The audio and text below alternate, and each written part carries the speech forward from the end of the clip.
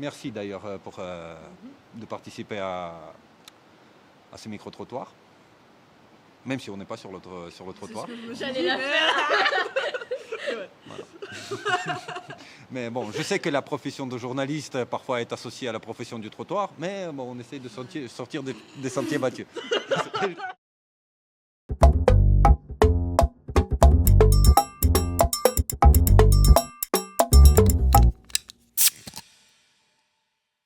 Quelle est votre opinion concernant Vladimir Poutine? Vladimir Poutine, ancien membre du KGB, je pense que c'est pas forcément... Je sais qu'il est au pouvoir avec beaucoup d'élections truquées, etc. Donc j'imagine que c'est pas forcément un dirigeant honnête, en tout cas. C'est tout ce que je pense. Moi, c'est un dirigeant peut-être assez autoritaire dans certains aspects. Sinon, je connais pas trop, je me suis pas trop intéressé dans sa politique, donc j'ai pas grand-chose à dire. D'accord. Moi, j'ai une vision. Pour moi, on est en train de revivre les contextes de guerre froide. Pour moi, c'est le dernier pilier d'un certain modèle. Parce que pour connaître des Russes, alors il y a des Russes qui sont contre lui, mais il y a des Russes qui l'affectionnent particulièrement et qui n'ont pas forcément des intérêts, mais qui effectivement pensent que ça reste quelqu'un qui nourrit une forme de culture et une forme de pensée différente. Et là, pour moi, on est en train de vivre, c'est le théâtre d'un relan de guerre froide entre l'Ukraine, les États-Unis et l'OTAN au milieu. Et on a ce petit Macron qui se croit super puissant et qui veut envoyer des troupes françaises en dehors de la direction de l'OTAN, ce qui est ridicule et ce qu'il ne peut pas faire, puisque la France n'est pas officiellement en guerre avec l'Ukraine. Moi, ce que je vois et qui, en fait, c'est presque une tentative de suicide, c'est les provocations de Macron et peut-être du reste de l'Europe envers Poutine, et qu'il devrait se mêler de ses affaires et de son pays, je trouve. Le truc, c'est que le peuple russe pense qu'on les diabolise tous, on dit oui, vous êtes tous avec M. Poutine, donc vous pensez qu'on va tous vous tuer, alors que c'est pas vrai. Moi, comme il dit mon collègue, je pense qu'il y a une diabolisation, même si c'est vrai qu'au niveau de la démocratie, elle n'y est pas présente en Russie. On a parlé de Navalny qui est mort en prison. De façon douteuse, il a été empoisonné. Mais je pense quand même... On dit qu'il est mort dans Caillot, la version officielle aujourd'hui, il est mort dans Caillot dans le sang.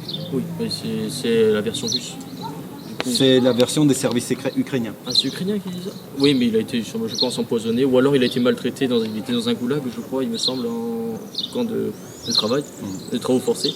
Donc je pense, dans tous les cas, il a été tué. Donc, je sais pas comment il est mort lui-même, mais je sais que Vladimir Poutine a quelque chose à se reprocher. Quelle est votre opinion sur Vladimir Poutine? Il va nous faire exploser un moment. Alors, D'ici 10 ans... Je vous ai prévenu. Je suis désolée, mais d'ici 10 ans, s'il est encore là, on est tous... il va nous faire exploser un moment. Est-ce que tu as une opinion à propos de Vladimir Poutine? Lui, ça fait 25 ans qu'il est là quand même, presque 25 ans. Donc je pense que même si on n'est pas russe, on peut avoir une petite opinion à propos de bonhomme. mais je pense que c'est Vas-y, un peu un dictateur, hein, D'accord. autoritaire, qui est... Enfin, je pense pas qu'on puisse considérer qu'il y a de la vraie démocratie en Russie, avec cette personne au pouvoir. L'OTAN. Donc quand il dit ça, pour moi, c'est déjà un type, il est chef des armées, puisqu'il est président de la République, il ne connaît rien à l'armée. Il dit une chose qui, pour moi, juste encore une fois, un effet d'annonce, mais d'une maladresse incroyable. Et en plus, je crois que justement le ministre des Armées a dit « Mais Monsieur Macron, je ne pourrais pas envoyer un contingent français sur le sol ukrainien, puisque de toutes les façons, la France n'a pas déclaré la guerre à l'Ukraine, puisque c'est dans le cadre de l'OTAN. » Ah oui, à la Russie, pardon.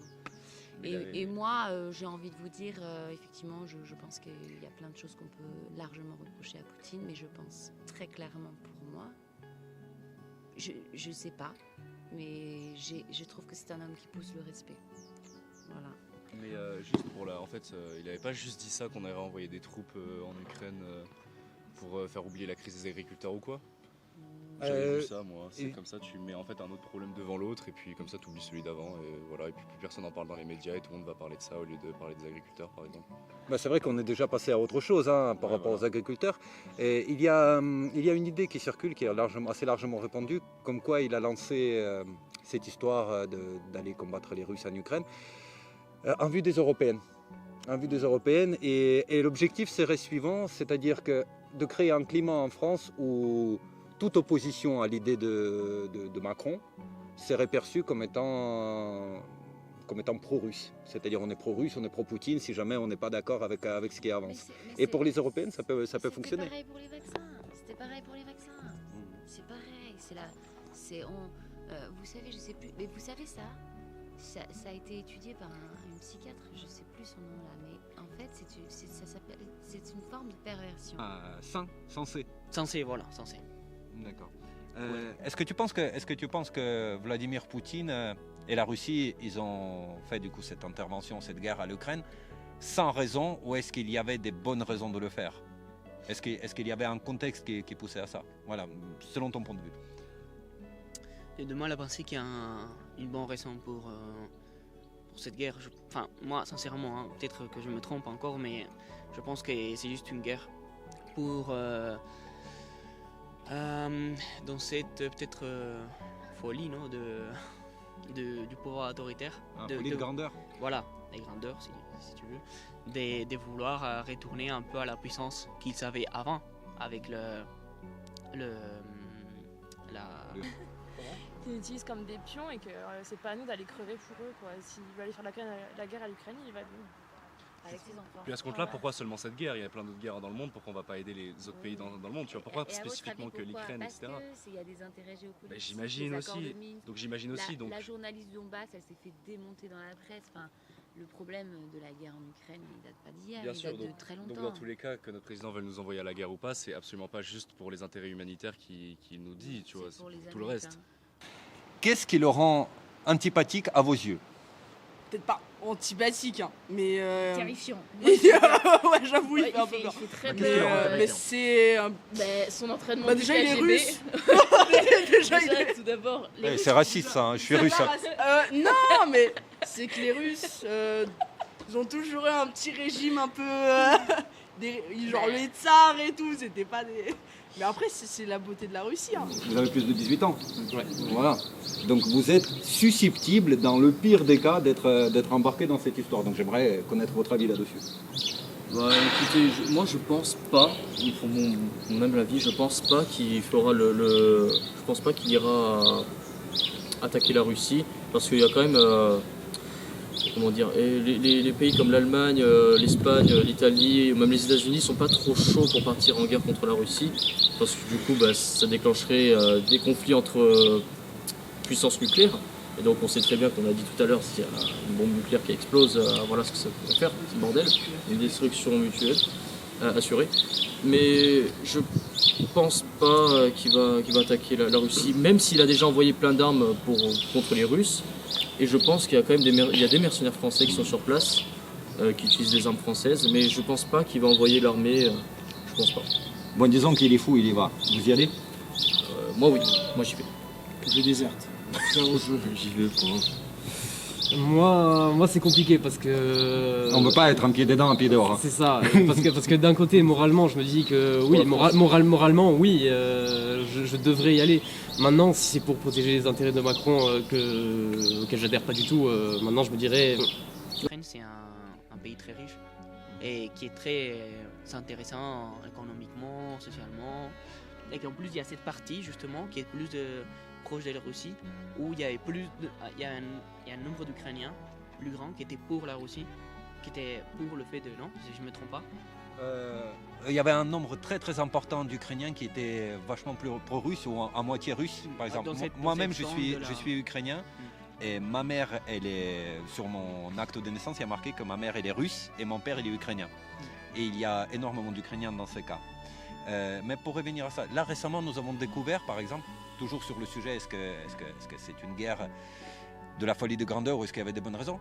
Là récemment sur TF1, ils ont carrément dit que en Ukraine, il y avait 14 bases secrètes de la CIA depuis au moins 2014. Est-ce que c'est pas quelque chose qui pourrait inquiéter la Russie vu qu'ils ont la frontière commune avec l'Ukraine? Ouais, ça je savais pas du tout. Mais franchement, si tu me dis que ça s'est passé dans les années 80 ou dans les années 90, je te dis ok, je comprends cette attaque. Mais en 2020, même au début de 2000, allez, mais en 2020, 2021, c'est pas à nous d'aller crever pour eux, quoi. S'il veut aller faire la guerre à l'Ukraine, il va avec ses enfants. Puis à ce compte-là, pourquoi seulement cette guerre? Il y a plein d'autres guerres dans le monde, pourquoi on va pas aider les autres pays dans le monde? Tu vois, pourquoi Et à votre spécifiquement avis, que pourquoi? l'Ukraine, etc. Parce qu'il y a des intérêts géopolitiques. Bah, j'imagine des accords aussi. de Minsk. Donc j'imagine aussi. Donc La journaliste du Donbass, elle s'est fait démonter dans la presse. Enfin, le problème de la guerre en Ukraine, il date pas d'hier, bien il sûr, date donc, de très donc longtemps. dans tous les cas, que notre président veuille nous envoyer à la guerre ou pas, c'est absolument pas juste pour les intérêts humanitaires qu'il nous dit, tu vois, c'est pour les tout le reste. Américains. Oui, ou Et, les Américains. Ouais. L'hégémonie du capitalisme jusqu'à la porte de la Russie qui n'a jamais souhaité rentrer dans ce type d'économie de marché. Ouais, on dit qu'en Ukraine, il y avait des intérêts occidentaux. On dit que c'était une grande blanchisserie d'argent. Il y a une affaire avec un gars, un mania des crypto-monnaies, Sam Bankman-Fried. Je ne sais pas si vous avez entendu parler de lui. Il a pas pris 25 ans. Là. Ah, il a pris, oui, il a pris. Cher, là, Et le schéma était le suivant. C'est-à-dire que le Parti démocrate était très proche de Sam Bankman-Fried. Et Sam Bankman-Fried, donc le Parti démocrate, il fait des aides pour l'Ukraine. L'Ukraine, elle investit dans la crypto-monnaie de Sam Bankman-Fried. Sam Bankman-Fried, il finance avec l'argent qu'il récupère le Parti démocrate. Et donc du coup, de l'argent public, ça devient de l'argent privé pour le Parti démocrate. C'est comme ça que ça fonctionne aux États-Unis. Et l'Ukraine servait d'intermédiaire. Enfin, du pigeon un peu dans l'histoire. Ouais, ok. Il y avait aussi la montée. Il y a aussi eu l'ambassade américaine qui avait envoyé cette bonne femme, là, je sais plus, qui avait alimenté des groupes nazis. À Victoria Nuland. Ah voilà, mais ça c'est.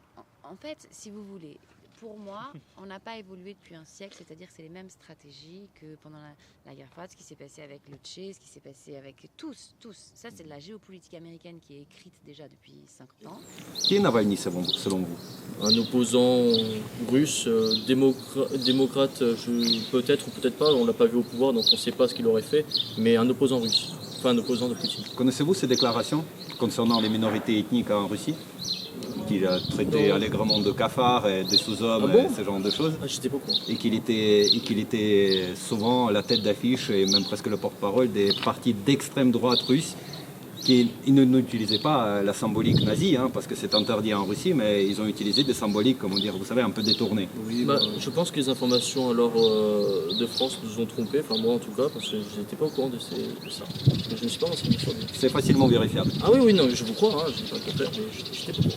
Voilà, c'est pour dire mais ça. C'est un opposant russe. C'est un opposant russe. Démocratique ou pas, je ne sais pas, comme je vous ai dit, il n'est pas au pouvoir, donc je ne peux pas vous dire. Je peux te demander? Vas-y. Et toi, tu penses quoi? Tu penses que ça peut être une raison pour la guerre que la Russie l'attaque? Pour te faire ça très brièvement, voilà ce que je pense. Et comme ça va être tout à fait honnête, même vis-à-vis de gens qui vont regarder cette vidéo. Ce que je pense qu'à la chute de l'URSS, il y a des accords qui ont été faits entre les Russes et les Soviétiques et les Américains.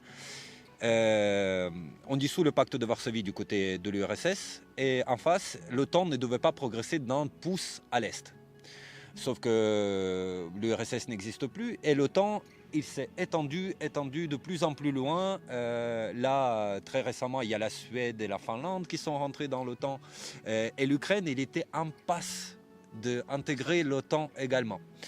Et c'est quand même une trahison de la promesse. Et c'est quelque chose qui met en danger la sécurité de la Russie. Même si les États-Unis ne vont pas bombarder, supposons la Russie, quelque part, avoir par exemple des bases américaines juste à côté de la frontière russe, ça met un énorme avantage géopolitique pour les États-Unis au détriment de la Russie. C'est comme si on négociait des mains avec un pistolet sur la tempe. Oui. Donc voilà ce que je pense, et qu'en fait la Russie, il avait perdu absolument tous les autres terrains d'influence sur lesquels elle pouvait changer la politique de l'Ukraine, et elle était réduite à devoir envoyer l'armée. Pourquoi je dis réduite? Parce que l'armée, c'est le moyen, au final, de contrôle le plus faible. C'est une façon la plus faible d'agir. Puisque sur le coup, ça marche, mais maintenant, en Ukraine, il y a plein de populations qui détestent la Russie, qui détestent Poutine, qui détestent tout ce qui est russe, à cause de la guerre. Donc c'était une façon d'agir, mais effectivement, au niveau de l'opinion de la population, ça marche très très mal. Voilà mon opinion. Oui. Qu'est-ce que tu en penses? Tu penses que du coup, c'était une action, mais une action un peu, comment on dit, et enfin, j'ai pas le mot là. Une action de désespoir. Comment on dit? Voilà, un peu désespéré, mais comment on dit en anglais? Clumsy. C'est. Clumsy. Ouais, c'est en gros qui n'a pas de. Maladroite, voilà. Ah, d'accord. Que c'était une action un peu maladroite finalement. Parce que s'il n'a pas. Maladroite, je dirais pas, mais je dirais plutôt désespéré, un dernier espoir, parce que juste avant d'envahir l'Ukraine, la Russie, il avait envoyé ses diplomates un peu de partout, avec un traité, avec un papier sur la sécurité commune. Et pendant très très longtemps, partout dans les médias, ils disaient mais on envoie ça un peu partout en Occident et nous rencontrons que des portes fermées, il n'y a personne qui nous répond. Et donc ça a duré 1, 2, 3 mois et puis à un moment donné, la Russie est intervenue. Et c'est drôle parce qu'après, c'est pas ça que Poutine il a dit, non? Bah si, quand même, d'une certaine manière, la démilitarisation, parce qu'à la base, il a choisi pour prétexte justement de protéger les populations du Donbass. Donc, parce que l'Ukraine, depuis 2014, ça faisait 8 ans qu'ils bombardaient le Donbass et il y a des civils qui mouraient. C'était une guerre civile à l'intérieur. Et la Russie, elle a essayé avec les accords de Minsk d'arrêter ça, etc. Ça n'a pas fonctionné. Même d'ailleurs, Macron et Merkel, ils ont reconnu que les accords de Minsk servaient juste à faire gagner du temps pour l'Ukraine. Mais bref,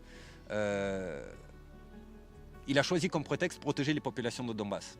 Voilà, militairement parce qu'ils se faisaient bombarder, etc. Et c'est pour ça qu'il est intervenu. Et après, il s'est pas arrêté, il a continué. Bah, il a voulu mettre une énorme pression sur Kiev, justement. C'est pour ça qu'au tout début de l'offensive russe, ils sont allés jusqu'à Kiev. Ils étaient autour de Kiev. Et quand il y a eu des négociations en Turquie, ils se sont mis d'accord à moitié sur un truc et les Russes, ils ont retiré leurs forces d'autour de Kiev. Et ça n'a pas arrêté parce qu'il y a Boris Johnson qui était venu en Ukraine. Il a dit non, ne signez rien avec les Russes, on va vous donner absolument tout ce qu'il faut, les armes, l'argent, etc. pour vaincre la Russie.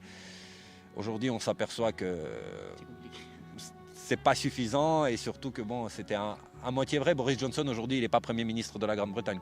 Se plie aux choses et pour moi, ils sont très forts pour renverser des pouvoirs et mettre qui ils veulent au pouvoir. Donc Zelensky, c'est le gentil dindon qui n'a aucun pouvoir mais qui est soutenu comme ça et puis il pense que, et puis il se tape dans les mains et puis on joue sur l'émotionnel et tout. Non les gars, c'est juste que les Américains, ils sont en train de prendre le pouvoir, de prendre les avantages, de prendre le blé, de prendre comme ce qu'ils avaient tout. fait en Amérique du Sud. Mais exactement, c'est le même, pour moi, c'est exactement le même mécanisme. Donc dans cette logique, la Russie est en train de mettre, certes d'une manière violente, mais un coup de frein à cette expansion impérialiste américaine. Il y avait des accords qui avaient été signés où il ne devait pas, il n'y avait pas d'ingérence à avoir, c'était les accords de Minsk qui s'étaient mis d'accord. Qu'est-ce qui s'est passé que l'Ukraine n'a pas respecté parce qu'ils ont fait brûler vifs ces Russes qui vivaient en Ukraine, à Odessa. C'est horrible et tout ça on n'en parle pas dans les médias. C'est pas si vrai simple. qu'on n'en parle pas. Je dis pas. Je pense que les Ukrainiens, ce qu'ils vivent aujourd'hui, c'est horrible. Mais il faut pas. Le problème, c'est de trouver la racine. C'est un peu comme le conflit israélo-palestinien. Puis là, regardez, ça part en niveau et maintenant c'est l'Iran. C'était le troisième. Et pour moi, c'est la troisième guerre mondiale. On est dans l'escalade. Ça y est, c'est parti. Il fait subir un peu sa population, mais bon, en ce moment, ils ont eu aussi des problèmes là avec l'attentat, les pauvres. Mais je pense s'il serait pas là, ce serait totalement différent la Russie maintenant. Mais je pense mieux ou en moins bien? Je pense que ce sera toujours mieux que leur régime actuel, je pense. Non, mais je sais pas, en fait, il menace, il fait très peur parce qu'il a l'arme nucléaire, donc dans tous les cas... On a tous. Oui, mais lui, il titille le bouton.